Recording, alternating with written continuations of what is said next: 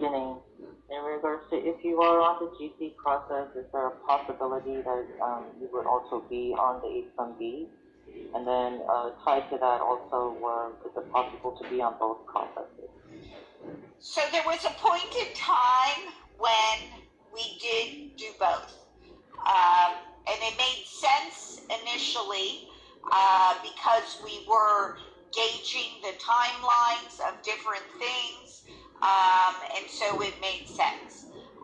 Today, as we've moved on in the last probably 3, 4, 5 months, we are trying to do one per person because it doesn't make sense to have 2 visa options. So you might be somebody that previously had 2.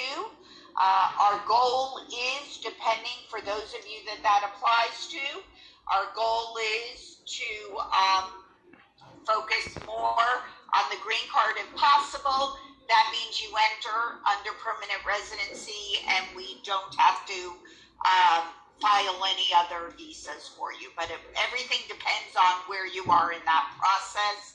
Each case is a little different, so we'd have to look at that.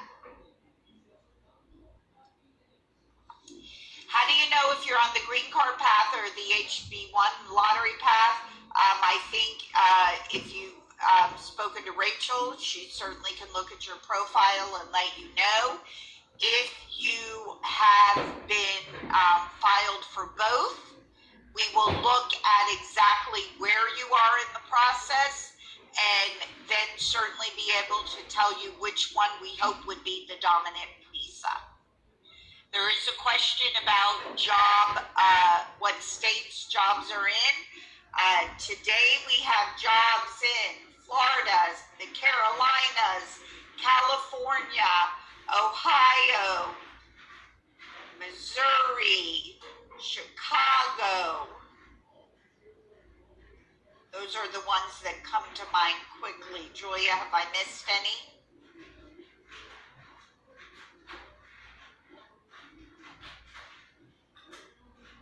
I cannot unmute. Yeah, she can unmute. Okay. Have I missed any? I think those are you covered all the major ones. Yeah, all the major ones. Yes. And we add new, I'll tell you, you know, I work with the sales team every day. Every day they're adding new client locations. That's very common.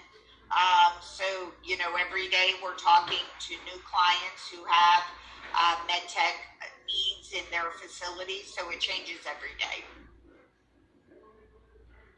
There was a question about, I have a combined score of IELTS. I believe you can use your combined score IELTS for your visa screen. As long as it's still valid, yes, you would qualify for premium processing.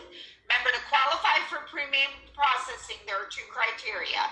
You have to clinically be compliant, meaning you're working in an approved area, and 2, you have to have passed the IELTS.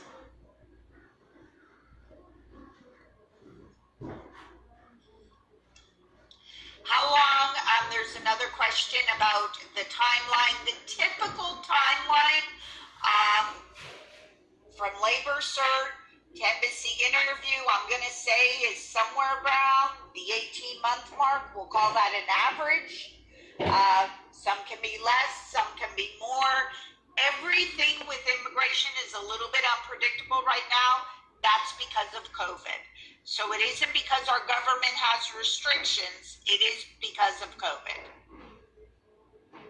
And we will all have to see, as that slows down, how the embassy moves. Do we need to have a WES? I believe that is part of the immigration process, yes.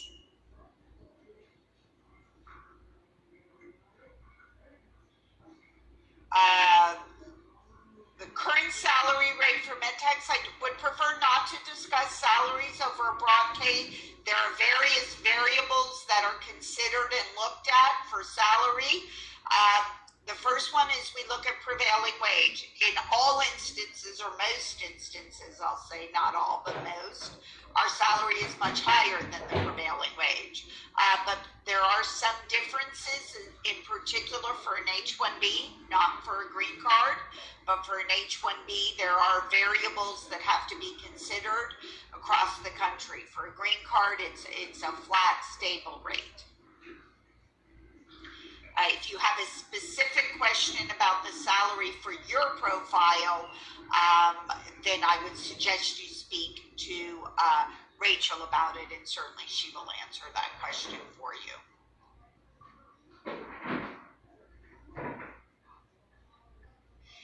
New York, to our understanding, requires the ASCP, not the ASCPI, and therefore we are not